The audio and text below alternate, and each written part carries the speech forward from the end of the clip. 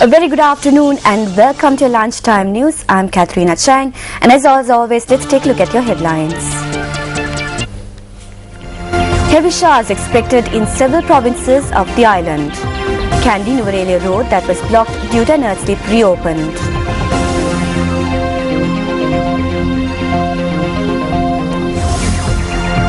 US and Russian foreign ministers to hold their second round of talks in Geneva on Syria. Now looking into those stories in detail, Department of Meteorology notes that heavy showers accompanied by strong winds could be experienced in a number of areas in the country today, including the western and southern provinces. The department has forecasted a rainfall of over 100 millimeters in certain areas in the next 24 hours. Meanwhile, the water levels of several rivers have risen due to the inclement weather experienced over the past few days. The water level of the Attanagalu Oya has risen due to showers experienced in the western province. According to the Gampaha District Disaster Management Centre, 14 houses in the Vattala Karunagama area have been inundated with the rise in water levels. The centre also says that a number of low-lying areas have been submerged.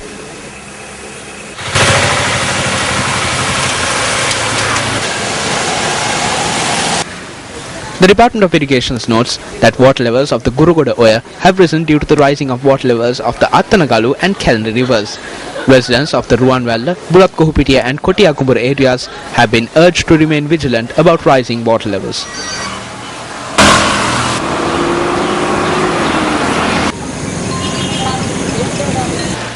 The Kandy Hatton main road, which was blocked as a result of an earth slip, has been cleared and reopened for traffic. The earth slip occurred during the early hours of this morning in close proximity to the Meepitia area. According to the police, clean-up efforts are being carried out by the Road Development Authority and the Navalapitia Urban Council.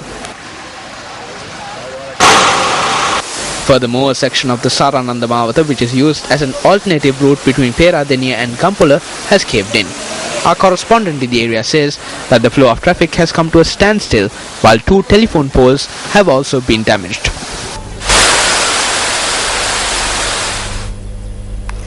Meanwhile, the Met Department says the highest rainfall of 110 millimeters was recorded from Katunayaka. Duty meteorologist KD Sujiva has more on the weather situation.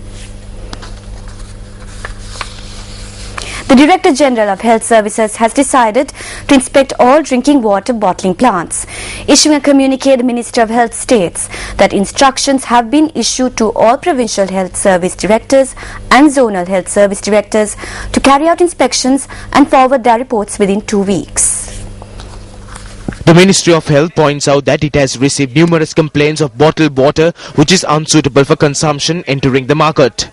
The release adds that certain individuals sell bottled water under the names of reputed bottling plants. All registered drinking water bottling plants will undergo an inspection, while all unregistered organizations that use water sources unsuitable for public consumption will be identified. The Ministry of Health says further that the Director General of Health Services has issued a special circular instructing the officials concerned. A mason who climbed atop a tree located opposite a bus stand in Dambulla town is continuing his hunger strike. Our correspondent said the mason had commenced the fast at around 7 last morning.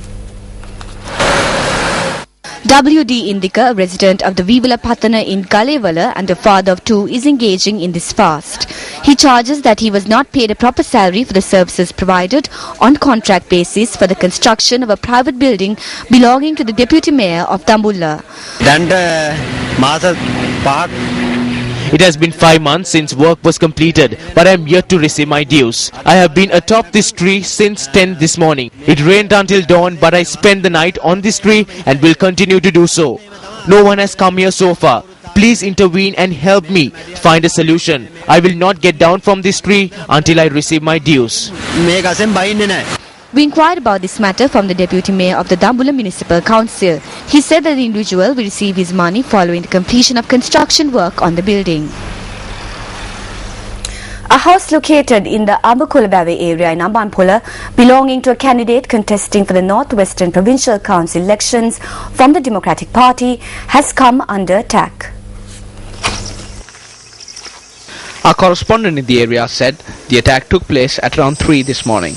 Election propaganda material present in the premises of the house had been set alight. A complaint has been lodged with the Ammanpula police in this regard.